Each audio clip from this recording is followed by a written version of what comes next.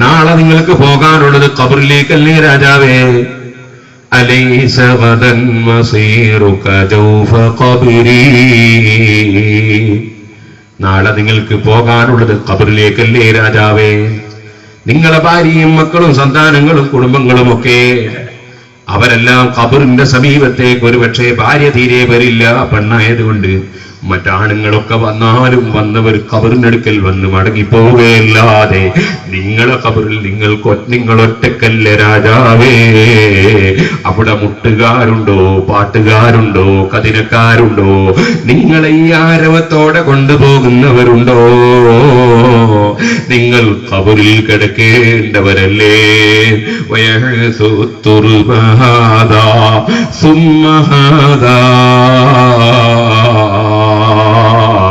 അതേ സമയത്ത് മണ്ണ് നിങ്ങളുടെ ഖബറിന്റെ മേലെ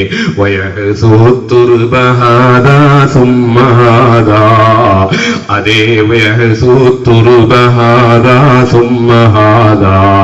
ഒരാള് വന്ന് നിങ്ങളെ ഖബറിന്റെ മേലെ മണ്ണ് വാരിയിട്ടു, പിന്നെ മറ്റേ ആള് വന്ന് മണ്ണ് വാരിയിട്ടു, ഇങ്ങനെ ഓരോരുത്തരും മണ്ണും വാരിയിട്ടങ്ങ് പോവുകയല്ല രാജാവേ. ഇത് നിങ്ങളുടെ ഗതിയല്ല രാജാവേ. ഞാനിവിടെ വലിയ ആളാണ്, അങ്ങനെ അധികാരമാണ്, ഇങ്ങനെ പവറാണ് എന്നൊക്കെ വിചാരിക്കാൻ വല്ല അധികാരവും അവകാശവും ഉണ്ടോ? രാജാവ് പൊട്ടി പൊട്ടി അങ്ങ് കരഞ്ഞുകൊണ്ട് പറഞ്ഞു, സിദ്നിയാ ബഹ്ലൂൽ, ഞാനൊന്ന് നന്നാകട്ടെ, എനിക്ക് ഇനിയും അത് പറഞ്ഞു തരൂ ബഹ്ലൂലേ.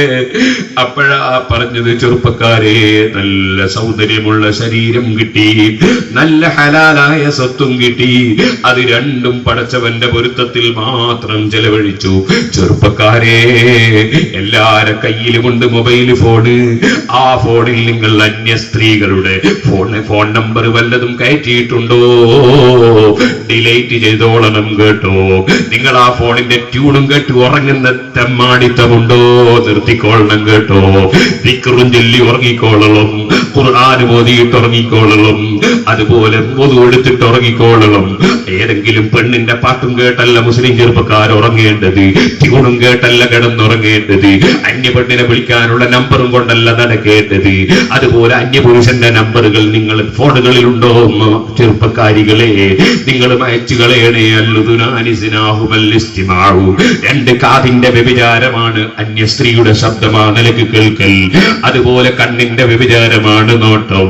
അതേ കയ്യിന്റെ വ്യഭിചാരമാണ് സ്പർശനം. നാവിന്റെ വ്യഭിചാരമാണ് സംസാരം.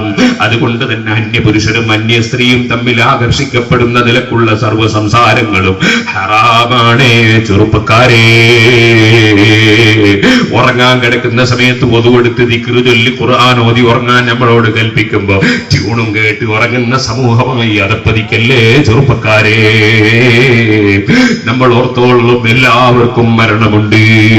അതേ മഹാനായ ബഹ്ലൂലുൽ മജ്നൂൻ പറയുകയാണ്, അതേ നിന്റെ ശരീരവും നിന്റെ സമ്പത്തും അത് നീ ഹലാലിൽ മാത്രം ചെലവഴിച്ചുവെങ്കിൽ നിങ്ങളതാ അബ്റാറുകളെ കൂട്ടത്തിൽ, മഹാന്മാരെ കൂട്ടത്തിൽ റിക്കാർഡാക്കപ്പെട്ടു പോയി. അപ്പോഴാണ് രാജാവ് പറയുന്നു, ബഹ്ലൂലേ, വളരെ നന്നായിട്ടുണ്ട് നിങ്ങളെ ഉപദേശം, ഞാൻ നന്നാകട്ടെ, എന്നെ പോലത്തവരെ ഇനിയും ഉപദേശിക്കണം, നന്നാകട്ടെ, നിങ്ങൾക്ക് ഞാൻ സമ്മാനം തരും. നിങ്ങളെ സമ്മാനത്തിന് വേറെ പറഞ്ഞതല്ല, അല്ല, നിങ്ങളെ കടം ഞാൻ വീട്ടിത്തരും. ഞാൻ നിങ്ങളെ കടം, എന്റെ കടം നിങ്ങൾ വീട്ടുന്നത് ചിന്തിക്കുന്നത് പകരം നിങ്ങളെ കടം വീട്ടാൻ നോക്കിക്കോ. നിങ്ങൾ ഭരണാധികാരിയല്ലേ, രാഷ്ട്രത്തലവനല്ലേ, അതുകൊണ്ട് ചിലപ്പോൾ അനധികൃതമായി ആരുടെയെങ്കിലും കൈവശപ്പെടുത്തിയിരിക്കാൻ സാധ്യതയുണ്ട്. അതുകൊണ്ട് നിങ്ങൾ വല്ലതും കൊടുക്കാനുണ്ടെങ്കിൽ കൊടുത്തു വിട്ട് സ്വന്തം കടം വീട്ടിക്കോ. അല്ല ബഹ്ലൂലേ, നിങ്ങളുടെ ജീവിതത്തിൽ ഞാൻ ഭക്ഷണം ഫണ്ട് അനുവദിച്ചു തരാം. ഓ രാജാവേ, നിങ്ങളെ പഠിച്ചതും അള്ളയാണ്, എന്നെ പഠിച്ചതും അള്ളയാണ്. നിങ്ങളും അള്ളാന്റെ അടിമയാണ്, ഞാനും അള്ളാന്റെ അടിമയാണ്. അതുകൊണ്ട് എന്നെ അള്ള മറന്നു പോവുകയും നിങ്ങളെ അള്ള ഓർമ്മിക്കുകയും ചെയ്യുമെന്നാണോ നിങ്ങൾ വിചാരിക്കുന്നത്? നിങ്ങൾക്ക് തരുന്ന അള്ളാഹുവിൽ എനിക്കും തരാനില്ലേ?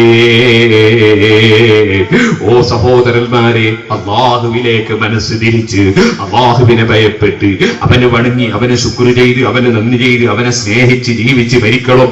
ആ സ്നേഹം നമ്മുടെ ഖൽബിൽ അടിയുറച്ചു നിൽക്കണം. അവന്റെ ഹബീബായ നബി സല്ലല്ലാഹു